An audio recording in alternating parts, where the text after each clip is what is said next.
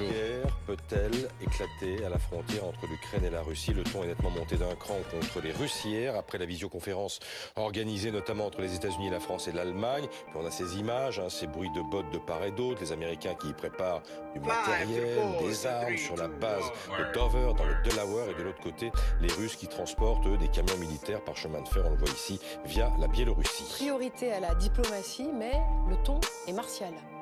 Oui, on a l'impression de revoir un vieux film, un retour vers le futur, avec un Vladimir Poutine qui veut retrouver l'Empire russe, et puis de l'autre côté de l'Atlantique, les États-Unis, Joe Biden qui rejoue le shérif et qui engage des milliers d'hommes pour faire peur à la Russie. C'est un petit peu le retour à la guerre froide, avec de chaque côté un coup de pression magistral, mais pour la première fois, la question vraiment est posée, c'est l'OTAN, l'Alliance Atlantique.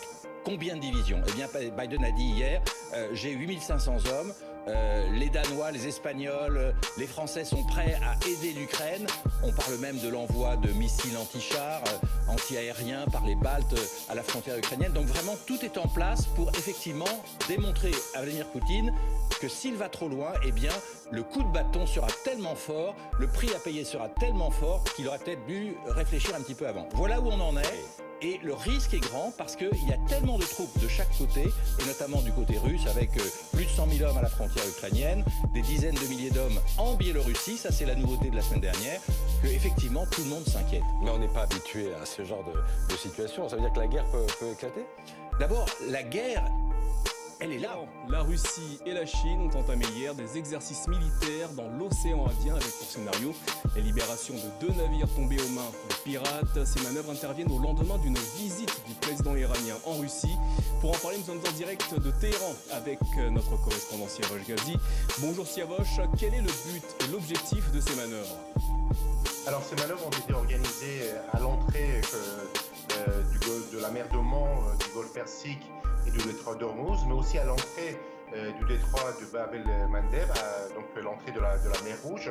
C'est une région stratégique pour le transport maritime international, une région qui était encore récemment la chasse gardée des États-Unis. Donc les trois pays veulent montrer qu'ils coopèrent non seulement sur le plan économique, mais aussi sur le plan militaire, une manière de créer un axe entre ces trois pays face aux pays occidentaux. Pour Téhéran, il s'agit aussi de montrer son rapprochement avec la Russie et la Chine, alors que les négociations nucléaires à Vienne piétinent et que les Occidentaux reprochent à l'Iran de traîner les pieds.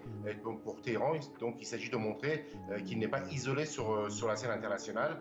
D'ailleurs, comme vous l'avez dit, le président iranien a effectué une visite officielle importante en Russie, et l'Iran et la Chine ont annoncé l'entrée en application d'un accord de coopération stratégique de 25 ans qui va permettre à la Chine d'investir notamment dans le secteur pétrolier, gazier et pétrochimique de l'Iran.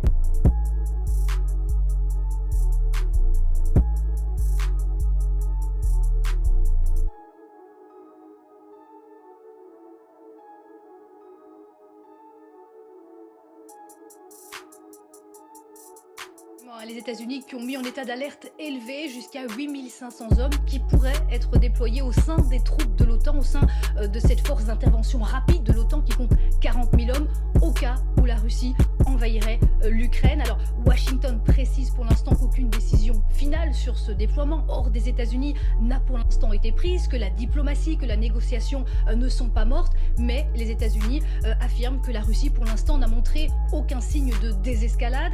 Les États-Unis qui adoptent un ton résolument dramatique, alarmiste, puisque le secrétaire d'État a encore rappelé aujourd'hui que selon Washington, eh bien, une attaque de la Russie, une invasion de la Russie était imminente, pouvait arriver à tout moment. Le département d'État américain a ordonné dimanche soir l'évacuation des familles de ses diplomates en poste à Kiev. Washington a en outre déconseillé aux Américains de se rendre en Russie.